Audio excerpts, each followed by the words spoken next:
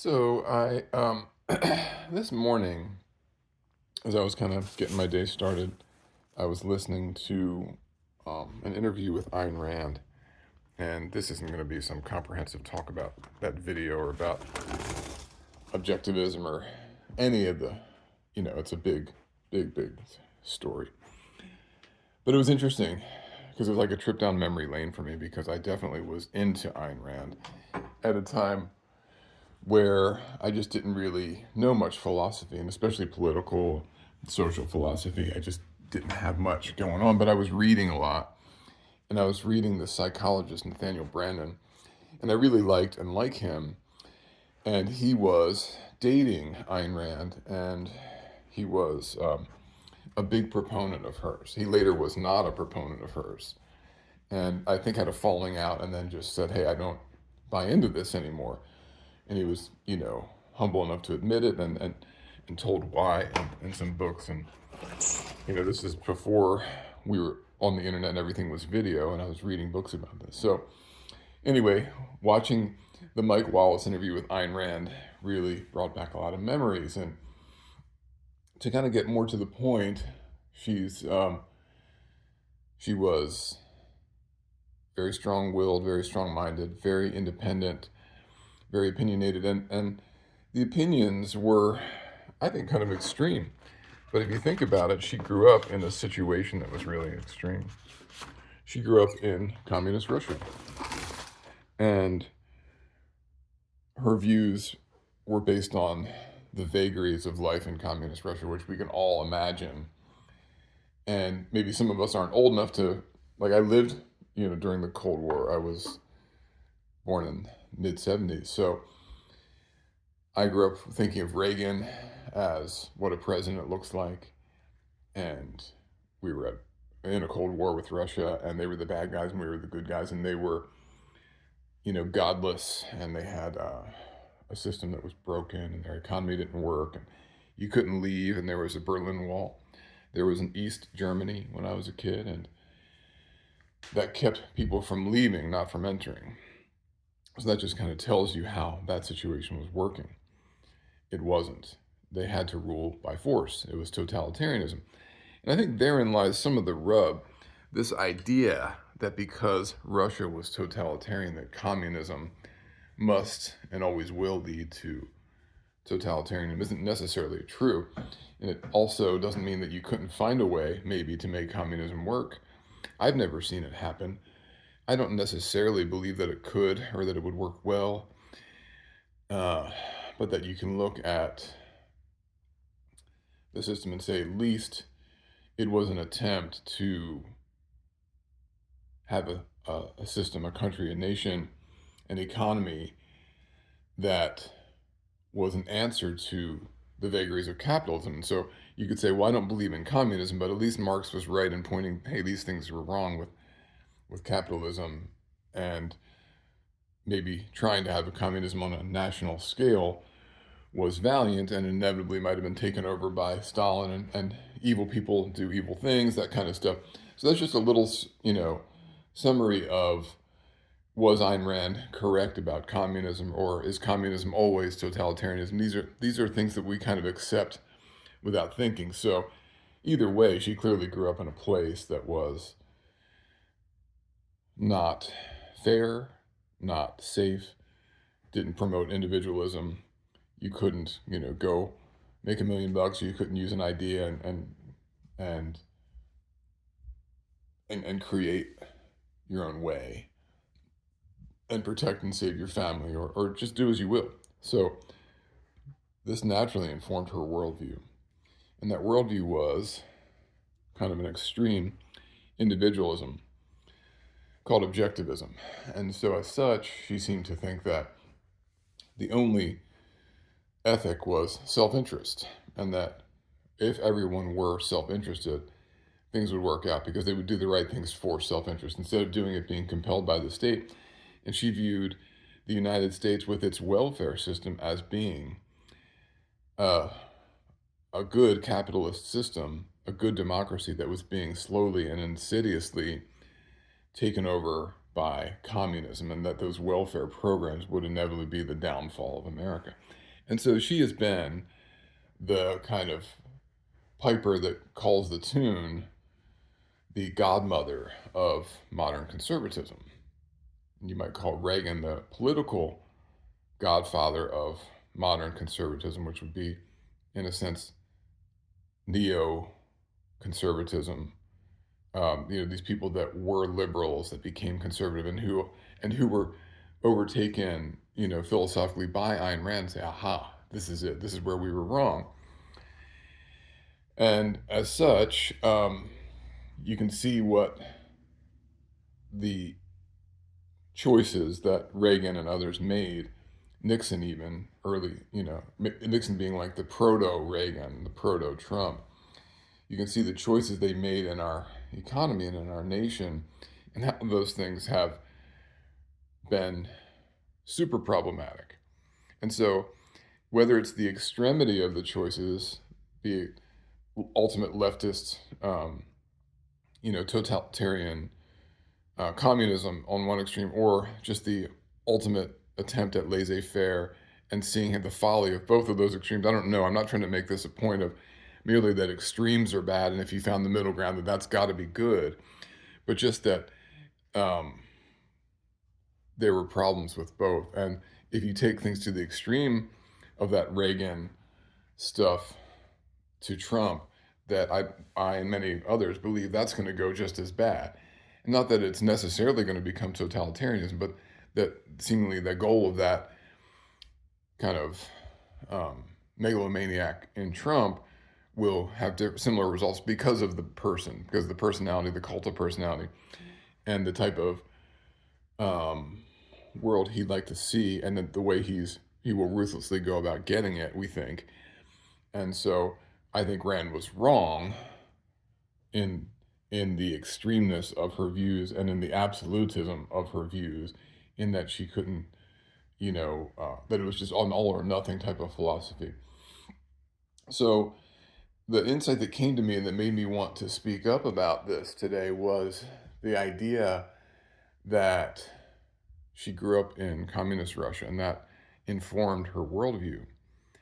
But just because that informed her worldview does not mean that it appropriately informed her worldview. I know that was a lot of setup for my little insight.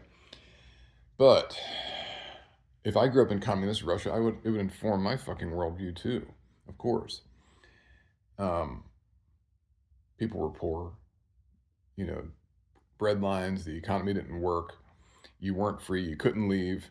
It was ugly. And the place was better when it fell, except now they've got a new dictator. It's still better. The economy works better or what have you, but better by degrees and in certain ways. But you can still get sent to the gulag if you look, at the dear leader the wrong way. So she grows up there and then comes out of there thinking, hey, I go to the other extreme of absolute individualism, absolute self-interest, and that's the solution. And I just think that I think she's been debunked in a general sense, but that insight just dawned on me that just because she came away from that situation with this worldview does not rationalize her worldview. Some of her understandings and preconceptions and etc. are good. Some of the basis of her theory is wise, is interesting, is provocative. I'm not saying that we throw everything that Ayn Rand ever said or did or thought or prescribed out the window and cancel Ayn Rand or something like that. But I think we should question the validity of her worldview, based on whether it works or has worked, or whether it leads to philosophies and things that work, but whether it's rational or makes sense as a result. Just because you experience this and then have come to think this based on a traumatic experience doesn't mean that you did so reasonably. It may be the trauma talking. That's what I'm getting at. Let's say a person leaves an abusive relationship and then can never trust again. Well, you understand why they're going to be extra careful because they were abused. But that doesn't mean the next person they're with is an abuser. So that's trauma. Trauma protects you, but it protects you as a blunt instrument. It gives you blind spots. It gives you distortions of thinking. And so what I'm arguing is that Ayn Rand was a trauma survivor that didn't recognize the trauma, and she believed everything her mind thought about her traumatic events and her upbringing, and didn't question them because this absolutist, complete self interest thing felt safe. And the only way to be safe from a creeping communism was to absolute the opposite. But that's not necessarily good either. And we can see how that can lead itself to authoritarians trying to demagogue her philosophies and create a world where the very rich do the same thing. Oligarchy would be what you call that, or fascism.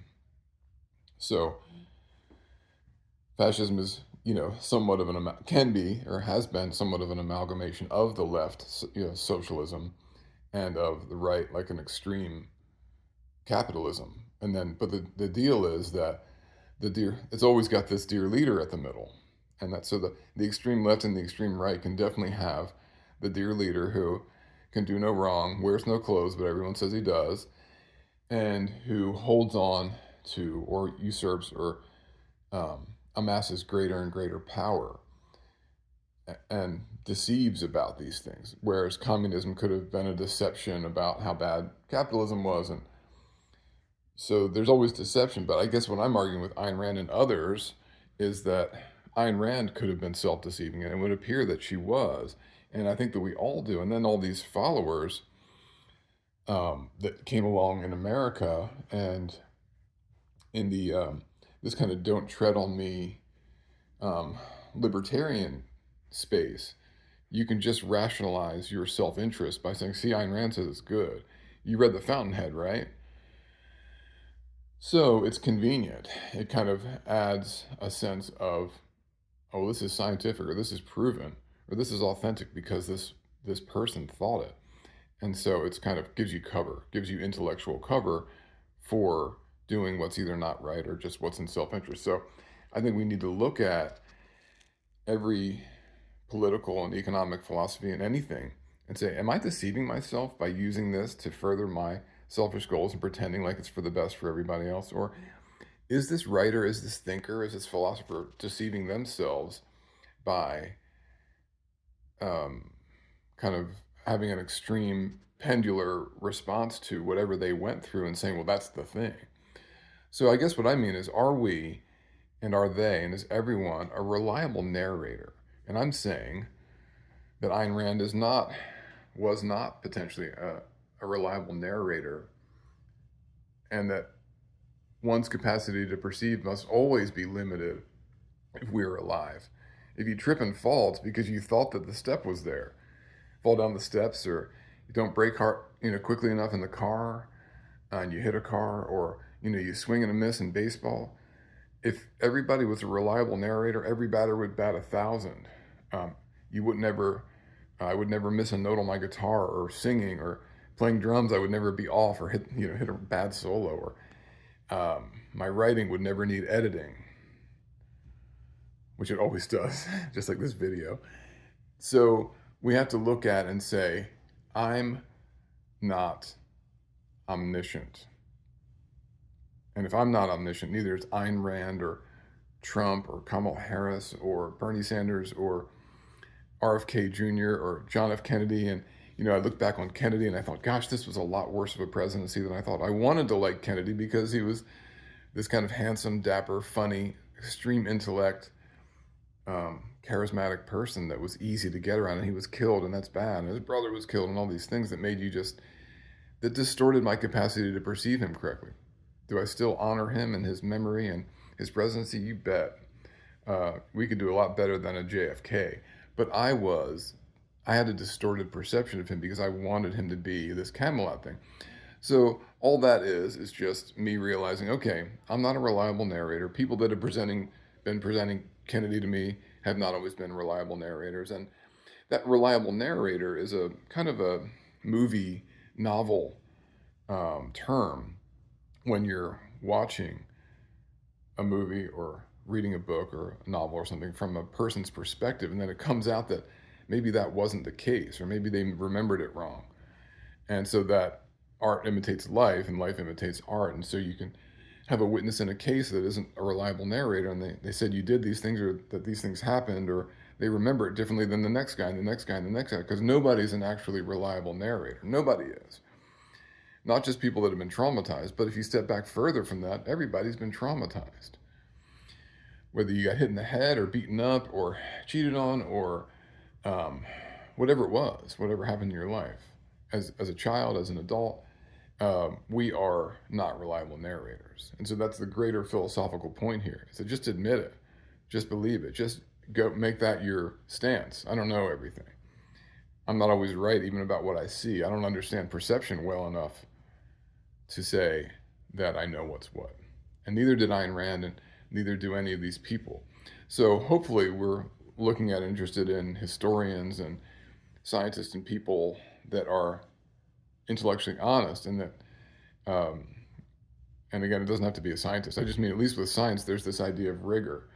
Okay, I'm going to test and see if my theory is right, but I'm going to assume it's wrong first. So that's saying, hey, I'm not a reliable narrator. So built into the scientific method is the idea that I must be wrong. So let's prove it. Let's try to disprove this. And if it still works, then I may be right. And then I'm going to get peer reviewed. And so those safeguards are kind of built in. So these people are going in with beginner's mind, going through a bunch of education and saying, let's act as if I'm wrong. But what we do generally is we act as if we must be right. And then we go find the Ayn Rands, etc., to prove our conclusion. So we're doing it opposite. We should be doing deductive reasoning, scientific reasoning, but we're doing inductive reasoning. That inductive reasoning is saying, all right, here's the conclusion, let's go prove it. And the internet is waiting to give you those things, be they conspiracy theories or charlatans or people that are either being intellectually dishonest or sophists, which, let's say a Jordan Peterson, smart guy, got the degrees, got the teaching job, got the psychiatrist thing, but clearly has veered into sophistry because he's getting emotional, or his opinions or what have you are maybe counterfactual, but he's just saying, hey, look over here, I've got this degree. Like, don't you know who I am?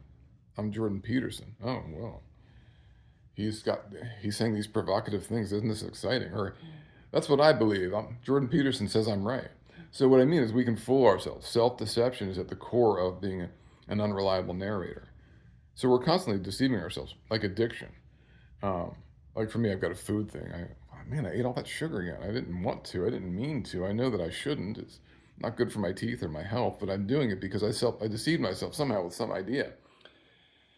And maybe there's some guy on YouTube that's saying, hey, eat more carbs. And I know that he really means to do it right before my workout, but I deceive myself with that behavior. So I'm just trying to say, hey, everybody, look inside, look at yourself and say, how are you deceiving yourself? And then how are the people that you believe in and want to believe in and want to use to rationalize your thoughts, how are they maybe deceiving themselves? We're all kind of fallen. We're all unreliable narrators. And it's a bummer. I wish we were all reliable narrators, but at least we could say, okay, if I'm an unreliable narrator, so is everybody else. And I better act like that instead of taking these people on faith, because they're human too. And even science, even things that I say that I'm acting like are ironclad, they're not either. Somebody could have used bad methods and didn't know it. The sample size was too small. He fudged the numbers. She fudged the numbers. They didn't get peer reviewed. It's too early. Another test or another experiment disproves or causes, a lack of sureness about this thing. And then 50 years later, something else. So even the things that we take as fact, we need to realize can sometimes be overturned by a greater depth of knowledge. Like, hey, the sun's the center of the universe. That's a great idea instead of the Earth, until we realized that the sun was just the center of our little solar system. And then there was a galaxy. Oh, there's a galaxy, So as we focus in and out, I think that's what I'm pretty good at, is focusing in and out. If I look real close, you notice some details that are important, but if you focus way out, you might have a perspective that helps you see the big picture. Neither one of those is the correct picture, But if you're not considering focusing inward and outward on life, then you're not seeing that it's a 3D thing instead of a flat thing. So one way we can deceive ourselves too, besides thinking, hey, I'm a reliable narrator, is not even realizing that there's a depth question. You can get in the weeds and have these political fights. Well, yeah, he said this, or these policies, or whatever. And then you could back up enough to say, okay, we're being manipulated through media and the changes in the media or whatever. So I don't mean to get down a rabbit hole there, but it's just an example of my willingness to notice the limitations of thought and that the perspective changes when you're looking at something up close or far away. So we've just got to be willing to do that. But it's when we're willing to notice that we get these insights. So with Ayn Rand, it was like I was watching this interview with her. I was thinking, gosh, she's so interesting. And look how bold and courageous she was to stand up and say, no, no totalitarianism, no absolute controls. I want freedom. Like, I honor this in her. I'm not just trying to make this a hit piece on Ayn Rand, but to add some perspective. It's not like she's either 100% right or 100% wrong, but is that kind of blind following of somebody like her, where you deify her and you make a cult of Ayn Rand's personality and teachings and thoughts, when she's just a person. She's a person with an interesting story who lived a very traumatizing life and who I think came up with distorted prescriptions for how she and we and everyone else should live based on an extreme circumstance. I do think she had valid insights. I do think that she had something to offer our nation, our world, our culture, but that if we don't use critical thinking, then we just assume that she's right. And that's another thing that I think people do to make this video even longer and drag on more, is that they so question the party line that let's say in COVID and stuff like that, it was so easy to say, oh, big pharma and Biden and Fauci and and Trump and whoever was president, and the companies are doing this and everything's a scam and everybody what have you. But then when somebody would come up with a counter narrative like, hey, it's really this thing and I've got the solution and it profits me, of course, and I don't have any peer reviewed studies on it, well, then he's the guy that's right. So you're absolutely questioning the party line, but absolutely accepting some dude on the internet's counter narrative. So where was the criticality where's the doubt when it comes to this guy? Because he's got this narrative that you wanted to feel, or that you feel and that you wanted to be true, so you're going to go with that. So that's that inductive reasoning. Just because something feels wrong doesn't mean you're right. Doesn't mean you haven't jumped to the right conclusion. So now I'm just bringing up other examples of poor critical thinking. So critical thinking doesn't mean you dishonor your intuitions. It just means you hunt them down and you figure out what's what. You don't just say, hey, well, because I feel this way, then I must be correct. If you're feeling something, you follow it. It doesn't mean that it knows. Like, oh, my dog didn't trust this guy, so he must be untrustworthy. Well, what does your dog know? Smells. He might have smelled nervous, or he might have smelled something on the wind. So I think that we have to use critical thinking constantly. And we have to constantly say, I don't know what I'm talking about here. I don't know about this. Let me see where I'm coming from. Let's see where this guy's coming from. And that's just called beginner's mind. So beginner's mind gets you through a lot of this Ayn Rand stuff. The dog knows more than us about what humans walk up or whatever. So I think another piece that I want to end this with, that I was thinking about the other day that just kind of popped into my head as I was saying this, is that the dog example is a good one. That's one that always bothered me because some dogs don't like me. And I'm such a dog lover, and I love every dog in the world. I want any of them to love me and lick my face and roll around and play and hug. And I'm a pet sitter. I do all this stuff. But, there's an occasional kind of like big male, pit bull or something like that just, he doesn't know about me. And so people I'll see posting on Facebook saying, if my dog doesn't trust somebody, well, I know they're bad. And it's like, no, your dog just has this instinctive thing, and he smelled something, he noticed something. Maybe the person is bad. Maybe they're nervous as shit because you got a fucking big pit bull growling at them. Or maybe they smelled something on the wind, like I said. There's tons of reasons why this thing happens. So instead of chasing that down and having beginner's mind, we say, aha, Jim's a bad guy. I'm not going to go on a date with him, or, let him, befriend me or whatever. So what that is an abdication. And at the core of a lot of this, with this Ayn Rand thing, is an abdication. Well, Ayn Rand says it, so it must be true. I'm abdicating my critical thinking to Ayn Rand. And again, I'm picking on her. It could be some liberal guy that I like, and uh, and I can abdicate to Bernie Sanders or any number of thinkers on the left or people that I watch on YouTube, Al Franken or whoever I like, funny guys like that. So either way, I'm abdicating. And so I think a lot of people abdicated to Trump and said, okay, Trump and RFK Jr., I like you guys. You're saying screw you to the establishment. I'm with that. But it doesn't mean that they're going to be good to you or whatever. It just means that they were saying what you wanted to hear. And when you just trust your dog as your um, seer and knower of all things, your psychic dog knows who's good and bad, you're abdicating critical thinking. And we often abdicate critical thinking because we don't really know what to do. And we don't know what to do because discernment is hard. And I've kind of come full circle a little bit saying, okay, it's hard to discern what's true.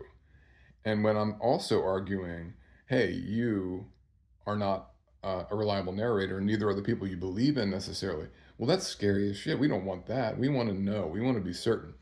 We want to follow strong prognostications and feel confident. But the only confidence we can have is in being honest with ourselves about the true nature of things. And the true nature of things, I don't really know. I mean, I know when I go over to this wall and touch it, it's there. But I don't know if that's going to happen next time. It keeps happening. I jump up and, the floor is there. But anything could happen. The world could explode, the sun could, so these things can go away. So we kind of don't know what we don't know. And that is hard. And so we want to know things, especially in a chaotic world, and especially when one political actor is cranking up the chaos so that you don't know, and so that you abdicate to him and say, please, dear leader, lead us. I need a strong alpha man to run this country. And then he'll fight off the bad guys. So what I mean is they're propagandizing you to think that you can't understand and must abdicate. And I'm saying, just because you don't understand or know what to do doesn't mean you must abdicate. It means that you must admit this and then start inquiry. But that's harder. Reading a book is harder. Meditating, learning, praying, exercising, talking to other people, learning about the subjects, those things are harder than abdicating to somebody and being angry at a scapegoat and blaming somebody you don't understand and believing conspiracy theories that don't really add up is an easier solution. It's a fantasy. So what Donald Trump and Ayn Rand and other people are selling you is a fantasy. We're going to solve your problems for you as long as you abdicate to us, as long as you do this extreme thing, as long as you take me at my word and follow me uncritically. Don't look too close, because if you look too close, you'll see that I don't know more than you. And so I'm not coming here to say, hey, I'm the guy with the answers. I'm saying I'm the guy with the questions. And if you're not using these questions, if you're not using critical thinking, if you're not honoring the fact that you really don't know what you're talking about and everybody else doesn't, then you're being duped by yourself or by someone else or by both. And so we have to take the long road to peace. And so part of what has informed my worldview is like interest in history. Not that I've done a deep study, but I've gleaned these insights about corruption or about US foreign policy or about the devils in the details or mission creep or the effect of the corruption of financial institutions and companies on our government, and or what meddling around the world has done, or but what were the intentions and whatever. So it's through looking, it's through curiosity. So with curiosity, I've learned to know more stuff, even though I can't be sure of what I know. But at least I can say, okay, I take this historian at his word. Kennedy was killed in 63 and etc. These events probably happened. I'm going to go with that, and there's pretty much a shared understanding. This happened. Maybe we don't know who killed Kennedy, but we know that it happened. So, bad example. So the curiosity allows one to amass more basic understanding, at least a semblance of it.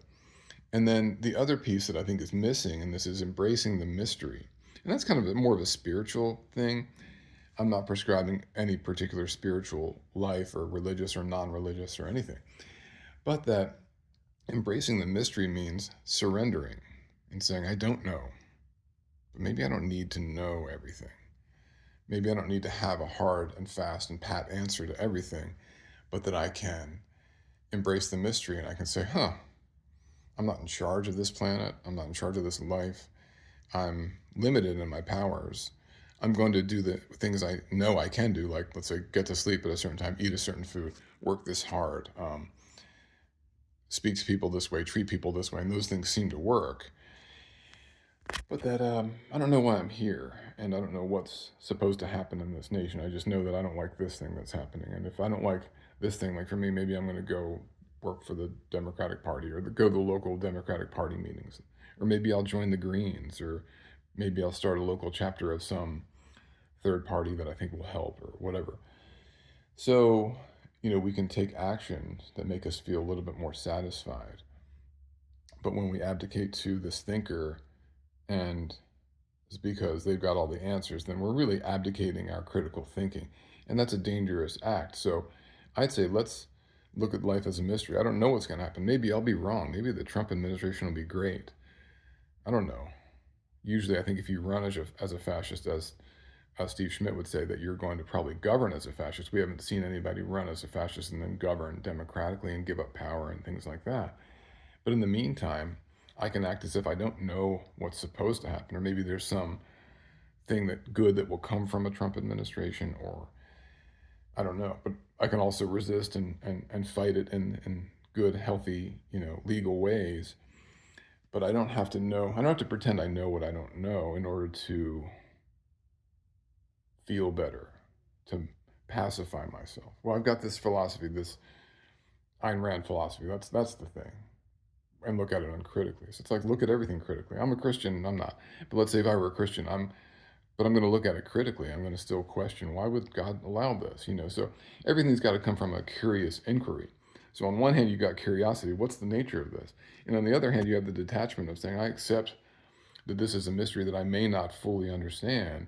I'm still going to try.